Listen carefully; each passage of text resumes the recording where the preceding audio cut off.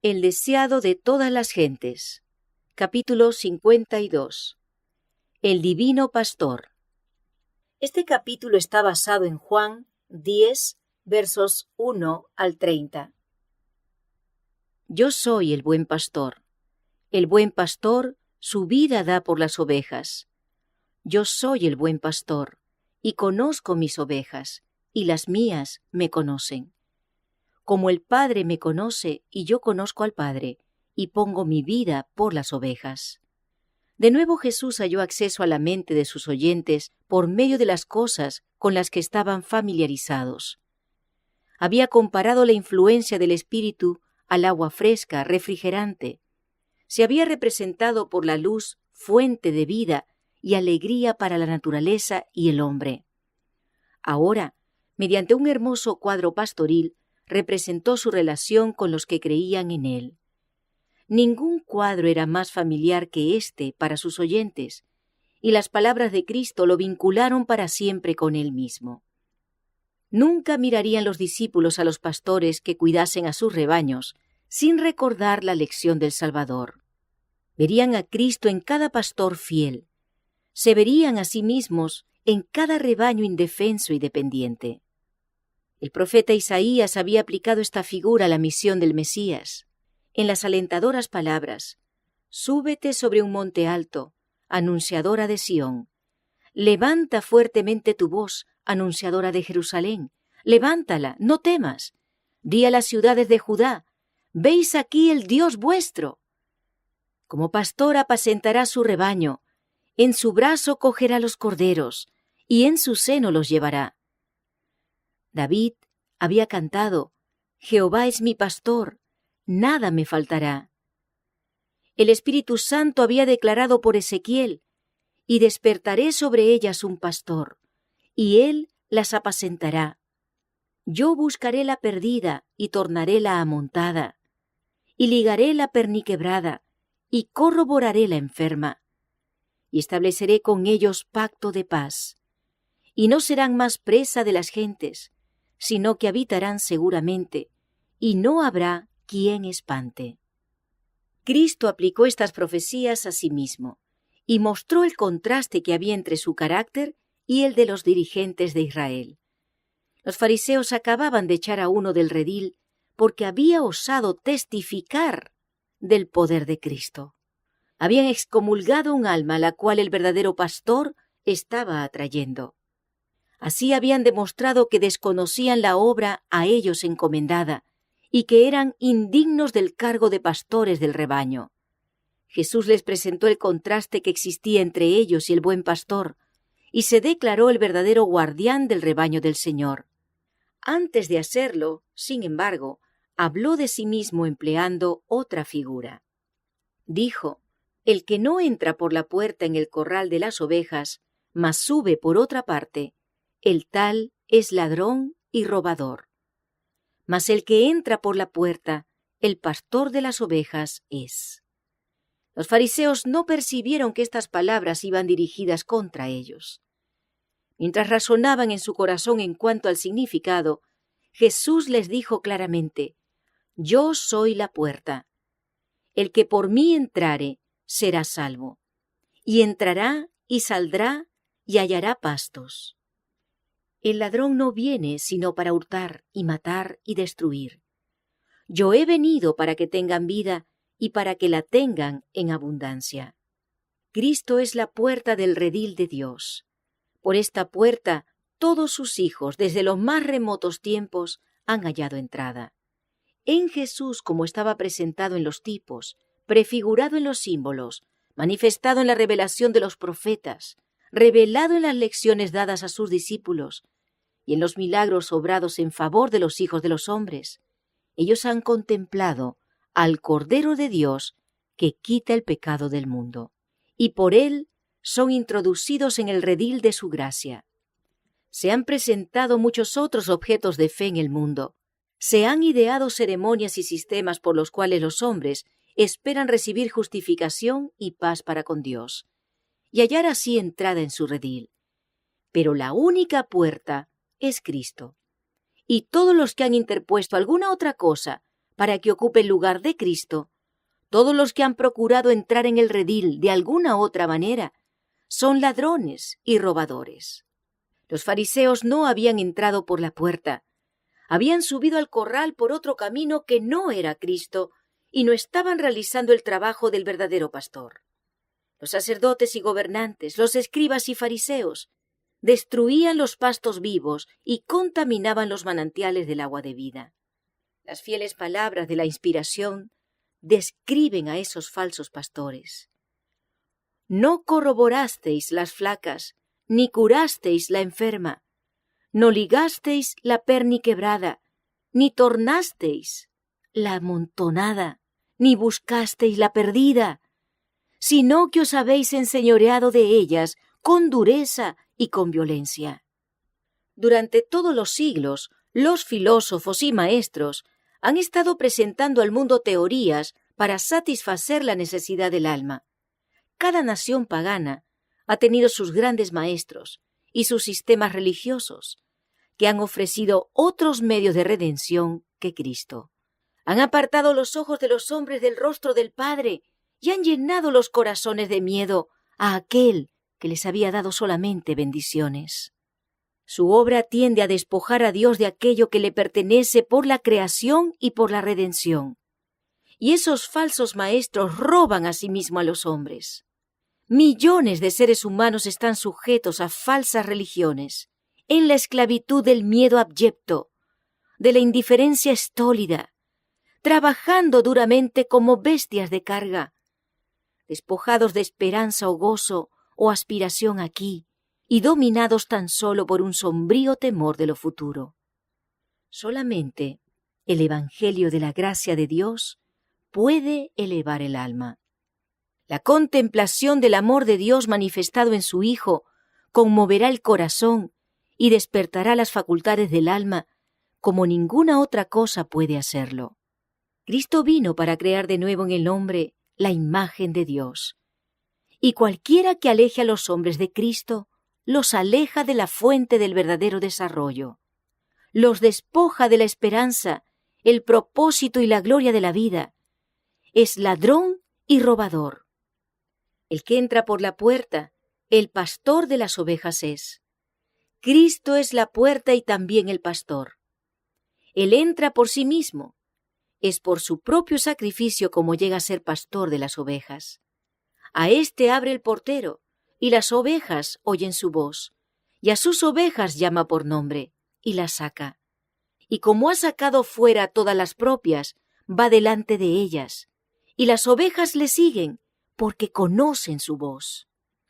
De todas las criaturas, la oveja es una de las más tímidas e indefensas, y en el oriente el cuidado del pastor por su rebaño es incansable e incesante.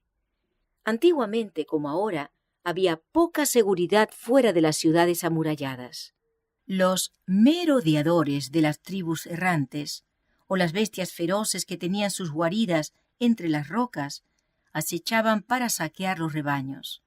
El pastor velaba por su rebaño, sabiendo que lo hacía con peligro de su propia vida. Jacob, que cuidaba los rebaños de Labán en los campos de Harán, dice, describiendo su infatigable labor: de día me consumía el calor y de noche la helada, y el sueño se huía de mis ojos.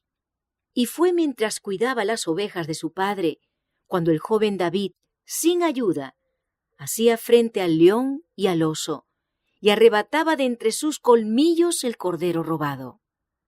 Mientras el pastor guía su rebaño por sobre las colinas rocosas, a través de los bosques y de las hondonadas desiertas, a los rincones cubiertos de pastos, junto a la ribera de los ríos, mientras lo cuida en las montañas durante las noches solitarias, lo protege de los ladrones y con ternura atiende a las enfermizas y débiles.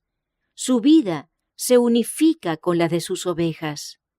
Un fuerte lazo de cariño lo une a los objetos de su cuidado. Por grande que sea su rebaño, él conoce cada oveja. Cada una tiene su nombre, al cual responde cuando la llama el pastor. Como un pastor terrenal, conoce sus ovejas, Así el divino pastor conoce su rebaño, esparcido por el mundo. Y vosotras, ovejas mías, ovejas de mi pasto, hombres sois, y yo vuestro Dios, dice el Señor Jehová. Jesús dice, te puse nombre, mío eres tú. He aquí que en las palmas te tengo esculpida. Jesús nos conoce individualmente y se conmueve por el sentimiento de nuestras flaquezas. Nos conoce a todos por nombre. Conoce la casa en que vivimos y el nombre de cada ocupante. Dio a veces instrucciones a sus siervos para que fueran a cierta calle en cierta ciudad, a tal casa, para hallar a una de sus ovejas. Cada alma es tan plenamente conocida por Jesús como si fuera la única por la cual el Salvador murió. Las penas de cada uno conmueven su corazón. El clamor por auxilio penetra en su oído. Él vino para atraer a todos los hombres así. Los invita, seguidme, y su espíritu obra en sus corazones para inducirlos a venir a Él. Muchos rehúsan ser atraídos. Jesús conoce quiénes son. Sabe también quiénes oyen alegremente su llamamiento y están listos para colocarse bajo su cuidado pastoral. Él dice, mis ovejas oyen mi voz y yo las conozco y me siguen. Cuida cada una como si no hubiera otra sobre la haz de la tierra. A sus ovejas llama por su nombre y las saca, y las ovejas le siguen porque conocen su voz. Los pastores orientales no arrean sus ovejas, no se valen de la fuerza o del miedo, sino que van delante y las llaman. Ellas conocen su voz y obedecen el llamado. Así hace con sus ovejas el Salvador y Pastor. La Escritura dice, condujiste a tu pueblo como ovejas por mano de Moisés y de Aarón. Por el profeta Jesús declara, con amor eterno te he amado, por tanto te soporté con misericordia. Él no obliga a nadie a seguirle, con cuerdas humanas los traje. Dice, con cuerdas de amor. No es el temor al castigo o la esperanza de la recompensa eterna lo que induce a los discípulos de Cristo a seguirle. Contemplan el amor incomparable del Salvador, revelado en su peregrinación en la tierra, desde el pesebre de Belén hasta la cruz del Calvario, y la visión del Salvador atrae, enternece y subyuga el alma. El amor se despierta en el corazón de los que lo contemplan. Ellos oyen su voz y le siguen. Como el pastor va delante de sus ovejas y es el primero que hace frente a los peligros del camino, así hace Jesús con su pueblo. Y como ha sacado fuera todas las propias, va delante de ellas. El camino al cielo está consagrado por las huellas del Salvador. La senda puede ser empinada y escabrosa, pero Jesús ha recorrido ese camino. Sus pies han pisado las crueles espinas para hacernos más fácil el camino. Él mismo ha soportado todas las cargas que nosotros estamos llamados a soportar. Aunque ascendió a la presencia de Dios y comparte el trono del universo, Jesús no ha perdido nada de su naturaleza compasiva. Hoy es el mismo tierno y simpatizante corazón, está abierto a todos los pesares de la humanidad. Hoy las manos que fueron horadadas se extienden para bendecir abundantemente a su pueblo que está en el mundo. No perecerán para siempre, ni nadie las arrebatará de mi mano. El alma que se ha entregado a Cristo es más preciosa a sus ojos que el mundo entero. El Salvador habría pasado por la agonía del Calvario para que uno solo pudiera salvarse en su reino. Nunca abandona un alma por la cual murió. A menos que sus seguidores escojan abandonarle, Él los sostendrá siempre. En todas nuestras pruebas tenemos un ayudador que nunca nos falta. Él no nos deja solos para que luchemos con la tentación, batallemos contra el mal y seamos finalmente aplastados por las cargas y tristezas. Aunque ahora esté oculto para los ojos mortales, el oído de la fe puede oír su voz que dice, «No temas, yo estoy contigo». yo soy el que vivo y he sido muerto, y he aquí que vivo por siglos de siglos. He soportado vuestras tristezas, he experimentado vuestras luchas, y hecho frente a vuestras tentaciones. Conozco vuestras lágrimas, yo también he llorado. Conozco los pesares demasiado hondos para ser susurrados a ningún oído humano. No penséis que estáis solitarios y desamparados. Aunque en la tierra vuestro dolor no toque cuerda sensible alguna en ningún corazón, miradme a mí y vivid. Porque los montes se moverán y los collados temblarán, mas no se apartará de ti mi misericordia, ni el pacto de mi paz vacilará, dijo Jehová, el que tiene misericordia de ti. Por mucho que un pastor pueda amar a sus ovejas, Jesús ama aún más a sus hijos e hijas. No es solamente nuestro pastor, es nuestro Padre eterno. Y Él dice, y conozco mis ovejas y las mías me conocen, como el Padre me conoce y yo conozco al Padre. ¡Qué declaración! Es el Hijo unigénito, el que está en el seno del Padre, a quien Dios ha declarado ser el hombre, compañero mío, y presenta la comunión que hay entre Él y el Padre como figura de la que existe entre Él y sus hijos en la tierra. Jesús nos ama porque somos el don de su Padre y la recompensa de su trabajo. Él nos ama como a hijos suyos. Lector, Él te ama a ti. El cielo mismo no puede otorgar nada mayor, nada mejor. Por tanto, confía. Jesús pensó en todas las almas de la tierra que estaban engañadas por los falsos pastores, aquellas a quienes Él anhelaba reunir como ovejas de su prado, estaban esparcidas entre lobos, y dijo, también tengo otras ovejas que no son de este redil. Aquellas también me conviene traer, y oirán mi voz, y habrá un rebaño y un pastor. Por eso me ama el Padre, porque yo pongo mi vida para volverla a tomar. Es decir, mi Padre os ama tanto, que me ama aún más, porque doy mi vida para redimiros. Al hacerme vuestro sustituto y fiador, mediante la entrega de mi vida, tomando vuestras obligaciones, vuestras transgresiones, se encarece el amor de mi Padre hacia mí. Pongo mi vida para volverla a tomar. Nadie me la quita, mas yo la pongo de mí mismo. Tengo poder para ponerla y tengo poder para volverla a tomar. Mientras como miembro de la familia humana era mortal, como Dios, era la fuente de la vida para el mundo. Hubiera podido resistir el avance de la muerte y rehusar ponerse bajo su dominio, pero voluntariamente puso su vida para sacar a luz la vida y la inmortalidad.